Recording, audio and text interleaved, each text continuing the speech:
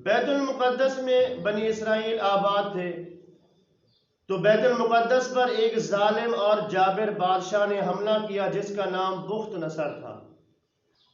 उस जालिम बादशाह ने 1 लाख लोगों को कत्ल कर दिया और 1 लाख लोग वो मुल्क शहर छोड़कर इधर उधर बिखर गए और 1 लाख लोगों को उसने कैदी बना लिया। और उन कैदियों में एक अल्लाह अज़्ज़ व जल्ला के नबी हज़रत उज़ैर अलैहिस्सलाम भी थे। आपको बताता चलूं कि बुख्त नसर कौन था। बुख्त नसर असल में एक औरत थी जो बदकारा थी। बदकारी की वजह से उसका हमल ठहरा और ये बच्चा पैदा हो गया, तो उसने इल्ज़ाम से बचने के लिए अपने उस बच्चे को एक बुत जिनकी वह पूजा करती थी, उस बुत का नाम था नसर, उसके आगे फेंक दिया। सुबह को लोग जब उस बुत की पूजा करने के लिए आते हैं और उसके सामने एक बच्चा पड़ा हुआ देखते हैं और उसे उठा लेते हैं। क्योंकि उसके बाप का नाम किसी को पता नहीं था, इसीलिए उन्होंने उस बच्चे का नाम बुख्त नसर रख दिया, यानी नसर का बेटा। तो जब वो बड़ा हुआ तो बादशाह ने उसे अपना गवर्नर बना दिया शहर बाबुल का। फिर उसकी वफात के बाद ये बादशाह बन गया। तो जब ये बादशाह बना, बादशाह बनने के बाद इसने बैतुल मुक़द्दस पर हमला किया और जिन 1 लाख लोगों को कैदी बनाया उसमें हज़रत उज़ैर अलैहिस्सलाम भी थे, और वो किसी तरह उनकी कैद से निकल कर आ गए। और जैसे ही वो बैतुल मुक़द्दस में दाखिल हुए, बैतुल मुक़द्दस वीरान हो चुका था, इंसानों का नामो निशान न था। आप अलैहिस्सलाम ने देखा कि बैतुल मुक़द्दस में जितने भी बागात हैं उनके फल पके हुए हैं, लेकिन कोई फल तोड़ने वाला नहीं। जब आप अलैहिस्सलाम ने ये देखा, हसरत व आहो भरी आवाज में कहा, क़ाल अन्ना युहयी हादिहिल्लाहु बादा मौतिहा, क्या ये शहर वीरानी के बाद, बर्बादी के बाद, क्या दोबारा पहले की तरह आबाद होगा। आप अलैहिस्सलाम ने उन फलों से फल तोड़े, वो खाए, और कुछ अंगूर का जूस निकाला, वो पिया, और कुछ शीरा निकाल कर अपने बैग में महफूज कर लिया और फल भी महफूज कर लिए, और अपने गधे को एक दरख्त के साथ मजबूती से बांध दिया और खुद सो गए। आप अलैहिस्सलाम की जैसे ही आंख लगी तो आप 100 साल तक सोते रहे, यानी अल्लाह करीम ने आपको 100 साल वफात की हालत में रखा। दिरिंदों, परिंदों, चिरिंदों, इंसानों और जिनों से आप अलैहिस्सलाम को महफूज रखा।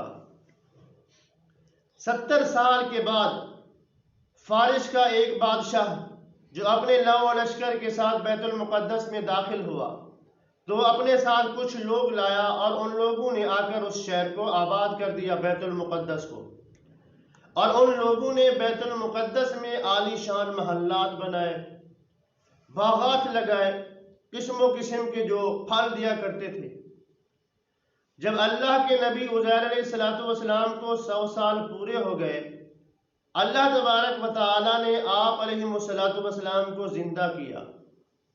जब आप अलैहिस्सलाम जिंदा हुए तो रब्बे कायनात ने आपकी तरफ वही भेजी और फरमाया, आए उज़ैर अलैहिस्सलाम, क़ाल कम लबिस्ता, आप यहाँ कितनी देर ठहरे।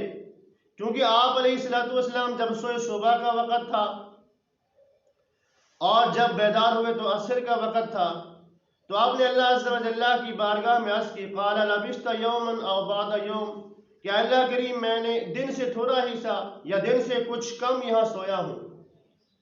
लेकिन अल्लाह करीम ने फरमाया कि ऐ उज़ैर अलैहिस्सलाम, आप 100 साल तक यहाँ सोए रहे हो। आप अलैहिस्सलाम ने अपने जिस्म की तरफ देखा जो वैसे ही था जैसे सोए थे, उसी तरह सियाह बाल, काली दाढ़ी। तो अल्लाह करीम ने आप अलैहिस्सलाम से फरमाया, फ़ांज़ुर इला तुआमिका व शराबिका, अपने खाने पीने की चीज़ों की तरफ देखिए, लम यतसन्ना, जो गली नहीं है, यानी वो वैसे की वैसे थी। तो अल्लाह करीम ने फिर उन्हें इशारा किया गधा की तरफ, फरमाया फ़ांज़ुर इला हिमारिका, अपने गधा की तरफ देखिए। जब आप अलैहिस्सलाम ने अपने गधा की तरफ देखा, वो बिल्कुल गर सर चुका था, हड्डियां हो चुका था। तो उन्हीं के सामने अल्लाह करीम ने उसके गधा को जिंदा किया, उसकी हड्डियां इकट्ठी हुई, उन पर गोश्त चढ़ा और वो कान झाड़ता हुआ गधा खड़ा हो गया और अपनी बोली बोलने लगा।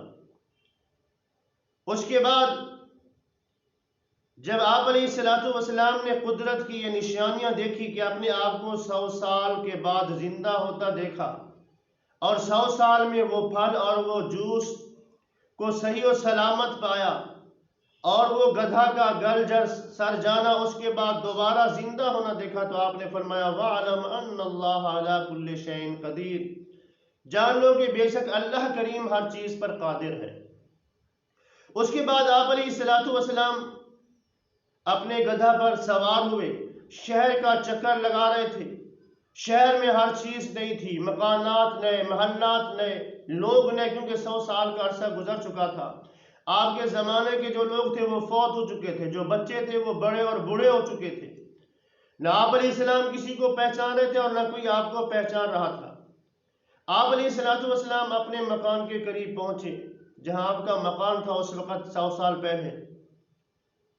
तो वो मकान तो बदल चुका था, उसका नक्शा बदल चुका था। देखा एक बूढ़ी औरत है जो अपाहिज है, आंखों से अंधी है, उस मकान की दीवार के साथ बैठी हुई है।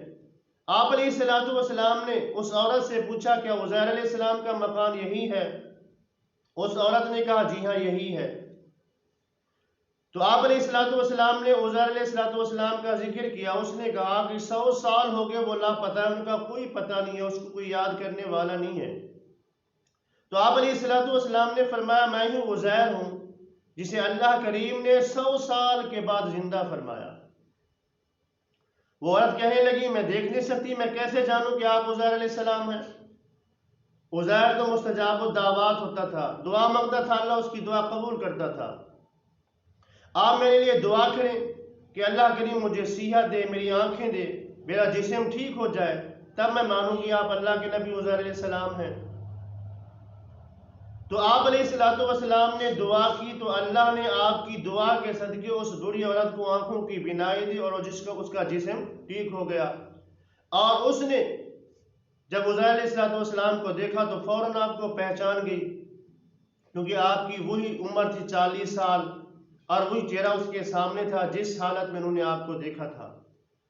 तो वह उज़ैर अलैहिस्सलातु वस्सलाम को लेकर बनी इसराइल के महल्ले में पहुंची तो वहां आपके बेटे, आपके पोते भी मौजूद थे जो बूढ़े हो चुके थे। बेटे की उम्र 118 साल हो चुकी थी, क्योंकि जब आप अलैहिस्सलातु वस्सलाम लापता हुए आपकी उम्र 40 साल थी, बेटे की उम्र 18 साल थी।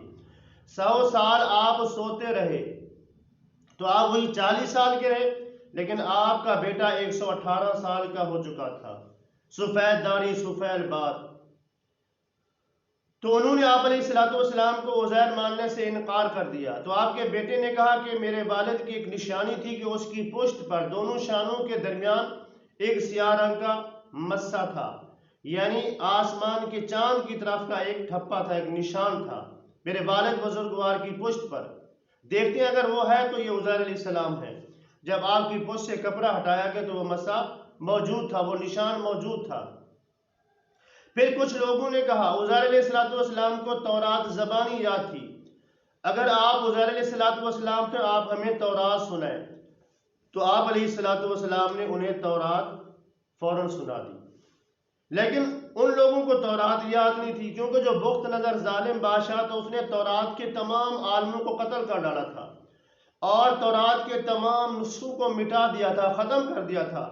लेकिन एक शख्स ने कहा कि मेरे वालिद को जब कैद किया जा रहा था उसने मुझे बताया था कि तौरात का एक नुस्खे को हमने एक अंगूर की बेल के नीचे महफूज कर लिया है, वहां दफन कर लिया है।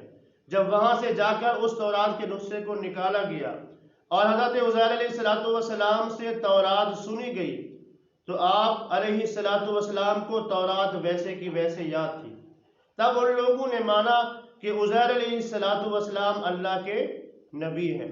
तो उन्हें चाहिए ये था कि अल्लाह ताला की इस अजीम कुदरत को, अजीम निशानी को मानते, लेकिन उन लोगों ने 100 साल के बाद उज़ैर अलैहिस्सलातु वस्सलाम को जिंदा होने के बाद इस मुशरिकाना रस्म में पड़ गए कि उज़ैर अलैहिस्सलाम 100 साल के बाद जिंदा हुए, लिहाजा ये अल्लाह के बेटे हैं। तो यहूदी कहने लगे वक़ालतिल यहूद उज़ैर इब्नुल्लाह, कि उज़ैर जो है वो अल्लाह का बेटा है। तो इनकी ये रस्म आज भी यहूदियों के अंदर पाई जाती है और आज भी यहूदी इस मुशरिकाना अकीदे के साथ चल रहे हैं कि उज़ैर अलैहिस्सलाम अल्लाह के बेटे हैं। हालांकि उज़ैर अलैहिस्सलाम अल्लाह के नबी और उसके बंदे हैं और अल्लाह तबारक व तआला ने अपनी कुदरत कामिला से उन्हें 100 साल जिंदा रखकर लोगों के लिए निशानी बना दिया।